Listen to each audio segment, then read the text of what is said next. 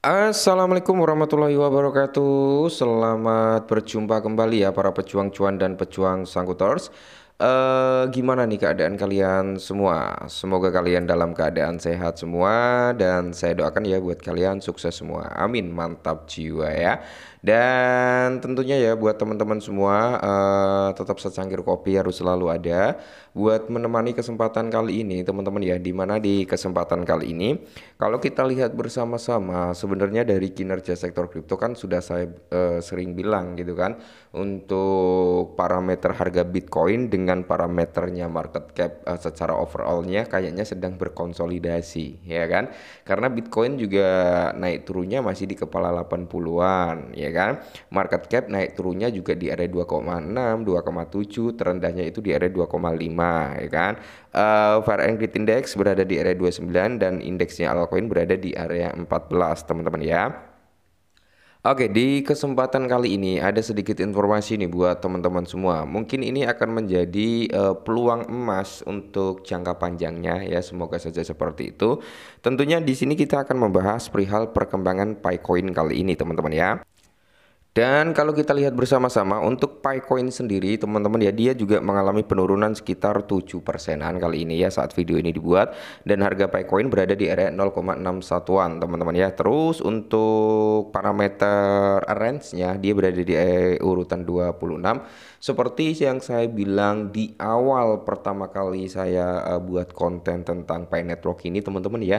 Ingat kalau udah profit dijual, jangan ditahan-tahan gitu kan. Nah, makanya di sini kan Pi Network ini ya dia seperti airdrop kayak gitu teman-teman ya, dengan sistem mining gitu kan. Nah, jadi setelah perilisan tetap teman-teman ya, tetap akan ada yang namanya aksi jual. Kalau kita nggak mengambil aksi jual di awal ya kayak gini teman-teman ya. Nah, dari beberapa teman-teman bertanya apakah Picoin ini masih bisa untuk recover gitu kan, masih bisa untuk kembali lagi di atas 1 dolar. Kita akan bahas teman-teman ya, nanti setelah pembahasan ini kalian bisa lihat sendiri apakah prospek Picoin ini masih bagus untuk jangka panjangnya atau enggak. Oke, kita langsung gas. Nah, jadi di sini teman-teman ya, komunitas Pi menyoroti pertumbuhan lambat koin Pi sebagai strategis. Oke ya, bukan strategi tapi strategis. Nah, memang kalau kita lihat ya kan, pertumbuhan daripada koin Pi itu cukup lambat teman-teman ya, sejak dia launch sampai saat ini kan belum ada gebrakan yang bisa membawa harganya pump gitu kan. Tapi ini menurut para komunitas Picoin ini adalah sebagai strategis. Apa maksudnya? Kita akan bedah di sini. Nah, seseorang penggemar Picoin yang terkenal menyebut pertumbuhan lambat Pi Network sebagai langkah strategis, sementara pakar lain mengantisipasi peningkatan kuat di masa mendatang. Jadi masih apa ya, kalau kita ambil benang merahnya dari paragraf pertama ini teman-teman ya.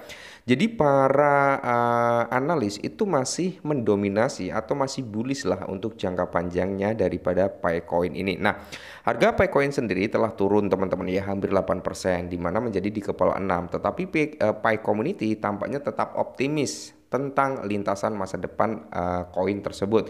Seorang tokoh terkenal dari komunitas tersebut mengatakan bahwa pertumbuhan Pi Network yang lambat merupakan langkah strategis oleh tim. Selain itu, pakar lain baru-baru ini mengungkapkan alasan utama di balik kejatuhan kripto baru-baru ini sambil memprediksi kapan harga kripto dapat mulai pulih kembali. Nah, oke, kita cerna dulu di paragraf kedua, teman-teman ya. Kalau kita berbicara tentang penurunannya Picoin, teman-teman, secara overall ya dari Bitcoin dan altcoin lainnya, ya itu juga mengalami penurunan. Jadi ini pure murni karena crashnya market gitu ya, karena kurang kestabilan daripada market yang lebih luas lah, intinya seperti itu. Oke, bukan hanya kesalahan daripada Pi ya, tapi secara overall altcoin juga mengalami penurunan. Oke, nah harga koin Pi turun 8%. Jadi ini ada beberapa alasan. Oke, harga Picoin ini merosot hampir 8% dan turun ke area 0,62 sampai di area 0,6 ya. Sementara volume satu hariannya naik lebih dari 25% menjadi di area 292,75 juta. Perlu dicatat bahwa kripto tersebut turun dari level tertinggi dalam 24 jam yaitu di area 736 turun sampai di kepala 6. Nah, sementara itu berbicara tentang penurunan baru-baru ini. Jadi penggemar jaringan Pi dari DRL Coin ya mengatakan bahwa penurunan tersebut disebabkan oleh masuknya Pi yang dibuka dan dikirim ke bursa terpusat yaitu sentralisasi exchange. Nah, meningkatnya pasokan yang beredar dan membanjiri pasar dengan penjualan. Yes, saya setuju dengan statement ini. Karena apa? Setiap hari ada unlock token yang dikirim ke sentralisasi exchange atau ke bursa yang dimana itu akan dijual. Menambah daripada circulating supply dengan market cap yang stabil di area tersebut, maka harganya tetap akan mengalami penurunan, teman-teman ya. Ini benar, ini fakta teman-teman ya, karena setiap hari ada unlock. Nah, pasokan yang beredar di sentralisasi exchange meningkat dari 354 juta Picoin menjadi 368 juta Picoin hanya dalam beberapa hari. Sementara pasokan yang beredar secara keseluruhan itu berada di area 6,88, udah naik lagi ya teman-teman ya. Terakhir kita bahas di area 6,87 kalau nggak salah. Di mana memperkirakan harga akan turun menjadi 0,3 atau lebih rendah dalam beberapa bulan mendatang karena melamahnya permintaan. Selain itu, prediksi harga Pi Network baru-baru ini mengisyaratkan bahwa kripto tersebut mungkin akan berada di dekat level 0,63 hingga April, teman-teman ya. Nah, hingga April berakhir mungkin seperti itu. Nah, namun pemulihan yang sehat diperkirakan terjadi mulai Agustus 2025 ketika tingkat pembukaan Pi menurun. Oke, saat unlock Pi udah mulai menurun, mungkin di sini akan terjadi lonjakan harga, ya kan? Diprediksi di bulan Agustus. Faktor-faktor yang dapat menstabilkan atau meningkatkan harga termasuk lebih banyak sentralisasi exchange disetujui KYB ya, yang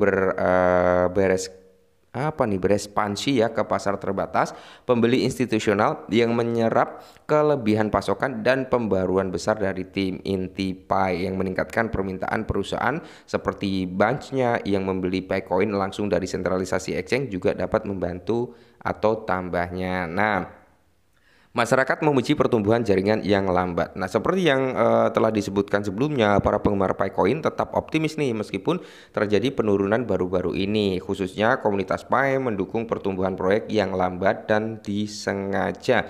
Dengan penggemar dan penambangan tenor menyoroti pendekatan strategisnya, sementara beberapa orang mungkin melihat kecepatan proyek sebagai kelemahan. Tenor berpendapat bahwa itu adalah tanda komitmen daripada Pi Network untuk membangun ekonomi real daripada hanya berfokus pada grafik harga, teman-teman ya. Dengan lebih dari 70 juta pengguna dan 25 juta individu yang terverifikasi KYC, Pi Network memperkirakan penciptaan ekosistem yang kuat ya. Intinya gini teman-teman ya. Memang kalau kita berbicara tentang pertumbuhan Picoin itu cukup lambat ya, sampai saat ini kan belum ada gebrakan-gebrakan lah ya. Terus yang berikutnya terjadinya unlock token, teman-teman ya, setiap hari itu ada unlock token.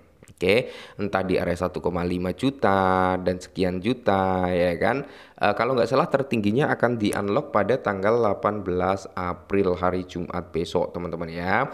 Nah, jadi prospek untuk penurunan daripada Picoin itu masih ada. Cuman native bullish juga untuk Picoin masih ada ya. Jadi dari beberapa analis itu masih memprediksikan Picoin akan mengalami rally kembali ya, semoga saja teman-teman ya itu bisa terrealisasi ya. Oke, mungkin ini dulu, semoga bermanfaat, tetap semangat dan salam cuan.